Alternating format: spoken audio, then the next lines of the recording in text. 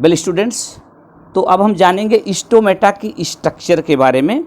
और शुरू से आप पढ़ते चले आए हैं जूनियर सेक्शन से ही कि the टिनी pores present on the leaf surface called stomata, कि लीफ की सरफेस पर माइन्यूट छोटे छोटे अपर्चर्स होते हैं, होल्स होते हैं, जिन्हें स्टोमेटा कहते हैं, जो गैसियस एक्सचेंज में हेल्प करते हैं। जैसे O2 और CO2 के एक्सचेंज में अंदर करना बाहर करना, इसमें हेल्प करते हैं। और मैक्सिमम ट्रांसपिरेशन में हेल्प करता है। जो एक्सेस क्वांटिटी ऑफ वाटर है ये स्टोमेटा के थ्रू बाहर निकलती है। वैसे अदर पार्ट भी इसमें हेल्प करते हैं, लेकिन सबसे ज़्यादा जो वाटर लॉस प्लांट में होता है वो स्टोमेटा के जरिए होता है।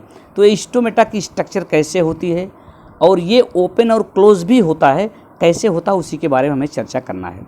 तो स्टोमेटा की स्ट्रक्चर समझने से पहले आपको जानना, इसमें जो पार्ट्स हैं उनको कंबाइंड फॉर्म में कभी कभी स्टोमेटल apparatus भी कहते हैं। तो कभी कभी क्वेश्चन में आता है कि draw the structure of open stomata और क्लोज स्टोमेटा, और कभी कभी ऐसे कह दिया जाता है draw the structure of stomatal apparatus। तो आपको परेशान नहीं होना है, स्टोमेटल apparatus का मतलब वही स्टोमेटा ही शो करना है। चूँकि स्टोमेटा अकेले एग्जिस्ट ही नहीं कर सकता है, इसकी कुछ और पार्ट भी है जिसके साथ मिल करके ये स्ट्रक्चर बनती है। और स्टोमेटा तो वैसे एक केवल स्पेस ही है और ये अलग से कोई पार्ट नहीं कह सकते हैं। ये दो सेल के बीच की जगह है, तो उन्हीं की बात करते हैं। स्टोमेटा बनता कैसे है? तो लीफ जो होती है उसमें देखने में भले पतली लगती है, लेकिन उसकी थिकनेस में बहुत सेल्स होती हैं। तो जो अपर सरफेस की तरफ एक लेयर होती है उसे एपिडर्मिस कहते हैं। ऐसे जो नीचे वाली एक लेयर है उसे भी एपिडर्मिस कहते हैं। बीच का पार्ट मीजोफिल कहा जाता है। तो जो अपर साइड में लेयर होती है उसे अपर एपिडर्मिस, नीचे वाली को लोअर एपिडर्मिस, और दोनों के बीच में मीजोफिल कहलाता है। ये लीफ की स्ट्रक्चर अभी डिटेल में आपको नहीं जाननी है।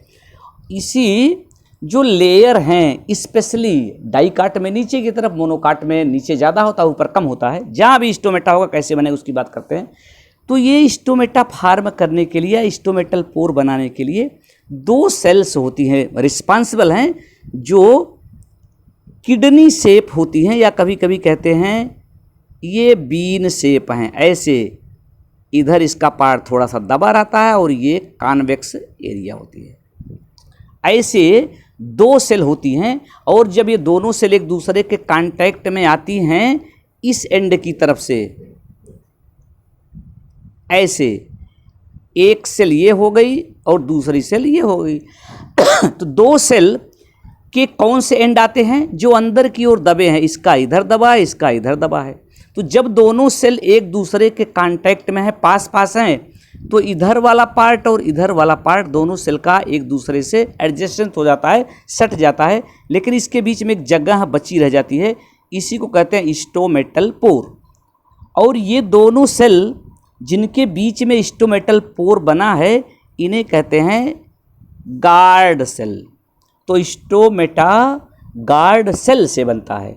हाँ, स्टोमेटा बनाने वाली इन गार्ड सेल के आसपास भी और सेल हो सकती हैं। सपोज ये सेल है, इधर सेल है, इसके चारों ओर जो अदर सेल्स भी होती हैं इनको हम हेल्पिंग सेल्स कहते हैं। तो ये हेल्पिंग सेल्स हो गई, ये हेल्पिंग सेल, ये दो हो गई गार्ड सेल एक स्टोमेटा के, और दोनों गार्ड सेल के बीच में जो स्पेस बचा है ये हो गया स्टोमेटल पोर।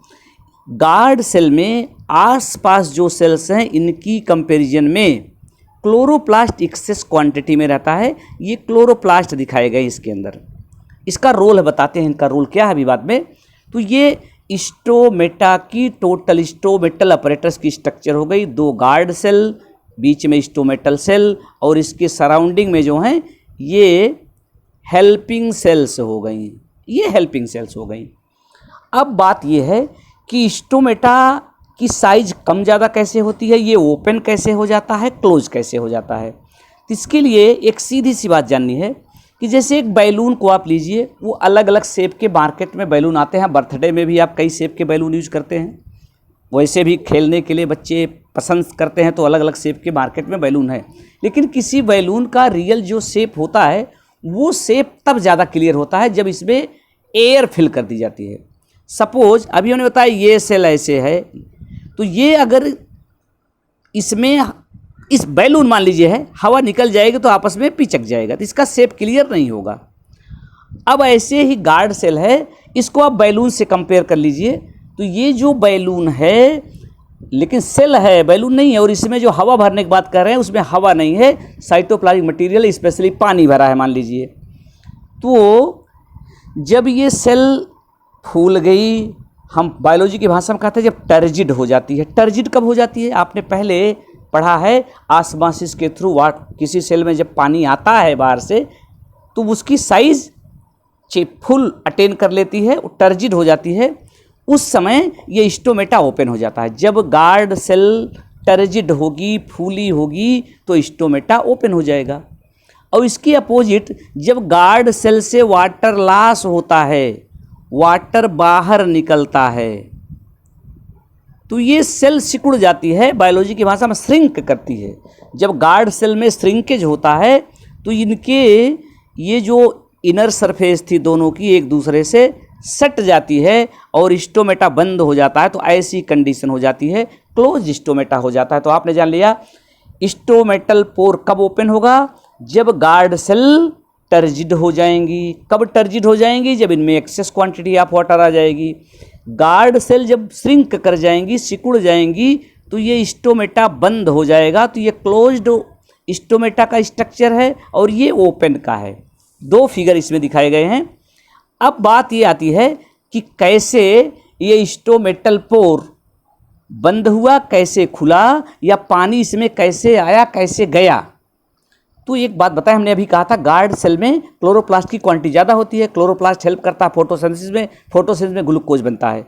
तो ग्लूकोज जब बनता है तो इसके अंदर जो सॉल्यूशन है उसकी कंसंट्रेशन बढ़ जाती है with respect to the adjacent cell. जो आसपास की सेल हैं इनकी कंपैरिजन में, इस सेल की कंपैरिजन में, इस सेल की कंपैरिजन में इसके अंदर की कंसंट्रेशन बढ़ जाएगी। और आप जानते हैं ऑस्मोसिस में कंसंट्रेशन जहाँ ज़्यादा होती है वहाँ पर ऑस्मोसिस के थ्रू वाटर आता है। तो यहाँ साइड की जो सेल्स होंगी इसमें वाटर आएगा, ऐसे इधर से इसमें आएगा, तो ये टर्जिड हो जाएगी, स्टोमेटा ओपन हो जाएगा।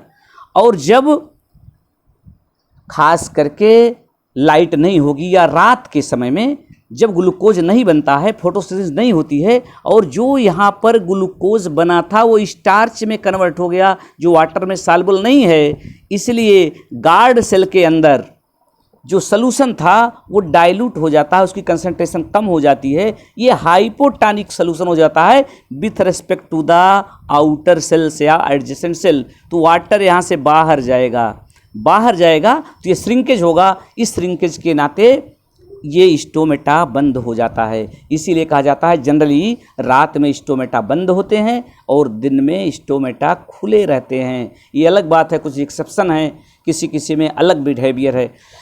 और गार्ड सेल स्टोमेटा को ओपन कर सकता है, खोल सकता है, इसीलिए इसका नाम गार्ड सेल भी है। तो गार्ड सेल का काम क्या है? To open and close the stomata और control the size of the stomatal pore. तो ये था स्टोमेटा की स्ट्रक्चर और इसके ओपनिंग क्लोजिंग का मेथड।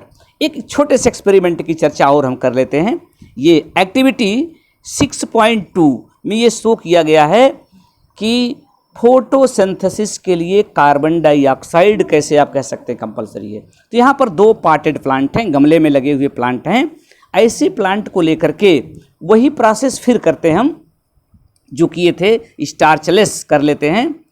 और स्टार्चलेस करने के लिए जो पहले एक्टिविटी में उन्होंने बताया था कि इसको डार्क रूम में अंधेरे में रखते हैं, लगभग 3 दिन तक रख लेते हैं जो स्टार्च रहे यूज हो जाए।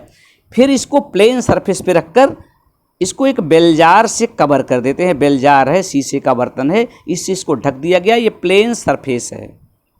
पार्टेड प्लांट को 2 पार्टेड प्लांट लिए हैं और एक में बेल जार से ढकने के पहले एक छोटा सा कांच का बर्तन है, लैब में देखेंगे जब मुलाकात होगी हमारी आपकी। इसे वॉच ग्लास कहते हैं, छोटे सा कटोरी जैसी स्ट्रक्चर है। तो वॉच ग्लास में पोटेशियम हाइड्रोक्साइड डाल दिया गया है। एक पार्ट के बगल, एक प्लांट के बगल ये बेलजार से जो ढका हुआ है, प्लांट दोनों बेलजार से ढके हैं, लेकिन डिफरेंस क्या है? एक में पोटेशियम हाइड्रोक्साइड भी रख दिया गया है। ये पोटेशियम हाइड्रोक्साइड जिसे कास्टिक पोटास भी कहते हैं, इसका एक फीचर है ये कार्बन डाइऑक्साइड को अपने में एब्जॉर्ब कर लेता है। अब कहने का मतलब ये, इसके अंदर जो कार्बन डाइऑक्साइड होगी वो यूटिलाइज हो गई पूरी, या मैक्सिमम कह लीजिए, और ये दूसरा है, इसमें जो ऑलरेडी कार्बन डाइऑक्साइड थी वो अभी भी है, चूँकि फोटोसिंथेसिस के लिए कार्बन डाइऑक्साइड भी जरूरी है। अब 2-3 घंटे के बाद दोनों से एक एक लीफ तोड़ के हम इसकी स्टार्च टेस्टिंग करते हैं, यानी वही पुराना वाला काम, वाटर में बॉयल करना, अल्कोहल में बॉयल करना, इसके बाद स्टार्च टेस्टिंग करना, मीन्स आयोडीन सोल्यूशन में ले जाना। तो देखेंगे अगर कुछ ज़्यादा समय के लिए रखे हैं या इसमें कुछ CO2 जो थी वो यूज होगी, कुछ स्टार्च इसमें बना होगा जिससे light colour blue, light blue आता है, यानी स्टार्च कम बना है शो करता है, जबकि इसमें डार्क ब्लू होता है। इसमें स्टार्च की प्रेजेंस ज़्यादा होती है, और अगर कम समय के लिए रखे होंगे या CO2 इसमें नहीं रही होगी, पूरी तरीके से रिमूव हो गई होगी, तो इसमें स्टार्च नहीं बनता है, इसमें स्टार्च बनता है। इसमें क्यों नहीं बना? क्योंकि इसमें KOH था। KOH ने जो CO2 थी उसको एब्जॉर्ब कर लिया, और बेलजार से ढकते समय देखते हैं यहाँ जो किनारे प्लेन सरफेस जिस पर रखे हैं और बेलजार दोनों के बीच में जो जगह हो, यहाँ ग्रीस या वैसलीन लगा देते हैं जिससे एयर टाइट हो जाए, बाहर से एयर ना जा सके, क्योंकि बाहर से अगर एयर जाएगी तो कार्बन डाइऑक्साइड पहुँच जाएगी, तो जिससे इसको भी कार्बन डाइऑक्साइड मिल जाएगी। तो ये प्रूव हमने किया कि फोटोसिंथेसिस के लिए कैसे कह सकते हैं CO2 कंपलसरी है। तो ये हमने आपको 2 एक्टिविटी बता दिया, to show the presence of chlorophyll as well as carbon dioxide. 2 अलग अलग एक्टिविटी में फोटोसिंथेसिस के लिए कंपलसरी है, कैसे प्रूव कर सकते हैं। अब एक छोटे से और वीडियो में हम रेस्पिरेशन से रिलेटेड जो ऑलरेडी चर्चा हुई है लेकिन इनडायरेक्ट आप क्वेश्चन नहीं बना पाए, उसकी चर्चा करेंगे। धन्यवाद।